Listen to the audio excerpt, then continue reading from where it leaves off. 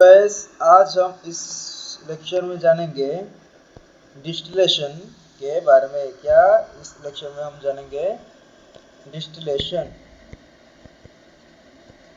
Distillation ठीक है ना। डिस्टिलेशन के बारे में आज हम इस लेक्चर में जानेंगे। तो पहला क्या है, डिस्टिलेशन क्या है? डिस्टिलेशन एक यूनिट ऑपरेशन है। डिस्टिलेशन एक यूनिट ऑपरेशन है जहां पर क्या होता है कि सेपरेट होता है। क्या करते हैं हम डिस्टिलेशन में? सेपरेट करते हैं। किसको सेपरेट करते हैं हम? लिक्विड मिक्सचर को सेपरेट करते हैं, ठीक है ना। डिस्टिलेशन क्या है? ये एक डिस्टिलेशन है, एक यूनिट ऑपरेशन है जहां पर हम सेपरेट करते हैं। किसको सेपरेट करते हैं? हम लिक्विड मिक्सचर को हम सेपरेट करते हैं। लिक्विड मिक्सचर को कैसे सेपरेट करते हैं? लिक्विड मिक्सचर हम थर्मल एनर्जी यूज करके सेपरेट करते हैं। कैसे सेपरेट करते हैं? थर्मल एनर्जी यूज करके सेपरेट करते हैं, ठीक है ना। तो लिक्विड मिक्सचर को सेपरेट हम कैसे करते हैं? थर्मल एनर्जी यूज करके लिक्विड मिक्सचर को सेपरेट करते हैं। नेक्स्ट आता है कि लिक्विड मिक्सचर कैसे वो सेपरेट होता है, ठीक है। थर्मल एनर्जी हमने तो यूज कर दिया है, लेकिन वो लिक्विड मिक्सचर कैसे सेपरेट होता है, ठीक है ना। तो एवरी कंपाउंड, एवरी सॉल्वेंट का क्या होता है कि उसका एक particular vapour pressure, particular boiling point होता है। तो उसी के बेस करके ही हम सेपरेट करते हैं। तो लिक्विड मिक्सचर कैसे सेपरेट होता है? Based on the boiling point. Boiling point को बेस करके हम लिक्विड मिक्सचर को सेपरेट करते हैं। अब हम एक एग्जांपल आपको दे देते हैं कि लिक्विड मिक्सचर को कैसे वो सेपरेट करते हैं डिस्टिलेशन, ठीक है ना। डिस्टिलेशन प्रोसेस में लिक्विड मिक्सचर को कैसे हम सेपरेट करते हैं, इसका एक एग्जांपल हम आपको दे देते हैं, ठीक है ना। तो देखो एग्जांपल क्या क्या लेंगे हम, इसमें दो लिक्विड्स लेंगे, ठीक है ना। दो लिक्विड्स लेंगे एग्जांपल में। एक हो गया हमारा मिथानॉल ले लेते हैं, ठीक है ना। मिथानॉल का फॉर्मूला क्या है? CH3OH plus water. ये एक मिक्सचर है, मिथानॉल प्लस वाटर, ये एक मिक्सचर है, ठीक है ना।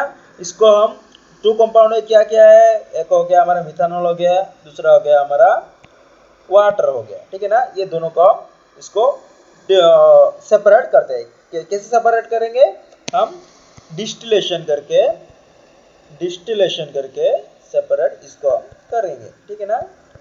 तो फिर पहले हमको सेपरेट करने से पहले इस कंपाउंड्स का, ये दोनों कंपाउंड से दोनों सॉल्वेंट्स का क्या जानना पड़ेगा? उसकी बॉइलिंग पॉइंट्स जानना पड़ेगा। तो मिथानॉल का बॉइलिंग पॉइंट क्या है दोस्तों? मिथानॉल का बॉइलिंग पॉइंट है 64.7 डिग्री सेंटीग्रेड, यानी 1 एटमॉस्फेरिक टेम्परेचर में, नॉर्मल एटमॉस्फेरिक टेम्परेचर में 64.7 डिग्री टेम्परेचर में वो बॉयल हो जाता है मिथानॉल। वाटर का बॉइलिंग पॉइंट क्या है? वाटर का बॉइलिंग पॉइंट है 100 डिग्री सेंटीग्रेड। ये भी सेम 1 एटमॉस्फेरिक प्रेशर में ये भी 100 डिग्री सेंटीग्रेड में बॉयल हो जाता है। तो फिर एक हम डिस्टिलेशन शुरू करेंगे, ठीक है ना। इसको एक फ्लास्क हम ले लेंगे, ओके ना। फ्लास्क लेके इसमें क्या डालेंगे? H2O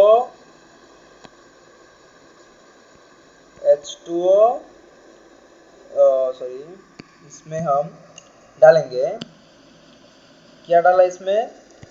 H2O प्लस CH3OH, यानी मिथानॉल प्लस वाटर मिक्सचर को हम डालेंगे।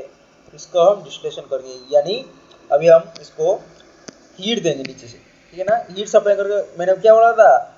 यूनिट ऑपरेशन हुए, यूनिट प्रोसेस, जहाँ पर क्या करते हैं कि हम थर्मल एनर्जी यूज करके, यूनिट ऑपरेशन जहाँ पर हम क्या करते हैं कि थर्मल एनर्जी हम यूज करके हम उसको लिक्विड मिक्सचर को सेपरेट करते हैं, ठीक है ना। उसमें क्या उसका जो होता है किसके ऊपर डिपेंड होता है डिस्टिलेशन में? उसका जो बॉइलिंग पॉइंट है, तो लिक्विड मिक्सचर का बॉइलिंग पॉइंट के ऊपर वो डिपेंड रहता है, ठीक है ना। तो H2O प्लस CH3OH, इसमें एक हम क्या डालेंगे, एक थर्मोमीटर एक डाल दिया, ठीक है ना, ये हमारा हो गया थर्मोमीटर, इसमें हम रीडिंग देखेंगे, ठीक है ना। तो डिस्टिलेशन हुआ, तो इसको कंडेंस करने के लिए एक कंडेंसर भी डाल देते हैं, ठीक है ना। ये एक पाइप है, इसमें कॉइल है जहाँ पर कि कूलेंट हमारा कोल्ड वाटर सर्कुलेशन है, कूलेंट एजेंट कुछ भी सर्कुलेट होता है, इसका जो भी वेपर आया इसमें अंदर जाकर, इसमें दो पाइप है, ये पाइप है, ये कूलेंट हो गया, ठीक है ना। दूसरे में इधर से हमारा क्या होगा कि कलेक्ट करेंगे, रिसीवर हो गया, ठीक है ना। यहाँ पर हमारा ये होगा ना रिसीवर हो गया, जब भी डिस्टिल हो ये रिसीवर। तो हम इधर देखेंगे टेम्परेचर, हीट देंगे, हीट हमने दे दिया, ठीक है ना, हीट हमने दे दिया फ्लास्क को। हीट देने में पहला कौन आएगा, पहला कौन निकलेगा वेपर वैसे में, पहला निकलेगा, पहला किसका boiling point low boiling point है, इसमें मिथानॉल का बॉइलिंग पॉइंट है 64.7 डिग्री टेम्परेचर, 64.7 में मिथानॉल पहले शुरू हो जाता है बॉयल होने में, ठीक है ना।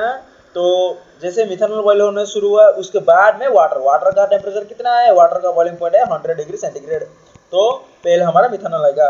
तो हम इसे आ गया मिथानॉल, तो हम मिथानॉल का हम रिसीवर में रख देंगे, एक रिसीवर फुल हो गया मिथानॉल का। तो अब जब हम इधर हम टेम्परेचर देखेंगे, temperature 100 degree centigrade, nearly 100 degree centigrade हो या फिर 80 डिग्री 85 समथिंग हो, तो अब हम देखेंगे उसको, और एक रिसीवर और एक फ्लास्क को लेंगे, उसमें और एक नया फ्लास्क को एम्प्टी फ्लास्क को उसमें रख देंगे, ताकि इसका हम वाटर डिस्टिलेशन हो। या नेक्स्ट हमारा एक हो गया 64 डिग्री सेंटीग्रेड में शुरू हो गया मिथानॉल का डिस्टिलेशन, मिथानॉल इसमें कलेक्ट हो रहा है। जब टेम्परेचर रेंज हो 100 डिग्री सेंटीग्रेड नियरली आए, तब हम उसका फ्लास्क को हम चेंज करेंगे, इसमें जो है इस फ्लास्क को हम चेंज करेंगे और एक फ्लास्क को लाएंगे जहाँ पर वाटर का डिस्टिलेशन हो, ताकि 100 डिग्री सेंटीग्रेड आ गया उसका हम वाटर डिस्टिलेशन हो गया। तो अब हम क्या लेंगे, लेते थे कंपाउंड, 2 कंपाउंड लिया था हम, 2 कंपाउंड लिया था, एक मिथानॉल और वाटर मिक्सचर का लिया था। वाटर डिस्टिलेशन में हमको क्या मिला, वाटर और वाटर पहले हमारे को मिला मिथानॉल मिला, उसके बाद 100 डिग्री टेम्परेचर में वाटर हमको मिला। तो ये हो गया हमारा एक एग्जाम्पल हो गया, डिस्टिलेशन है एक एग्जाम्पल, ठीक है ना, एक एग्जाम्पल है आपको मैं हम बता दिया, जहाँ की मिथानॉल प्लस वाटर मिक्सचर को हम डिस्टिलेशन किए, ठीक है ना। नेक्स्ट आता है डिस्टिलेशन का यूजेस क्या क्या है, क्या कौन से इंडस्ट्री में डिस्टिलेशन का यूजेस होता है, ठीक है ना।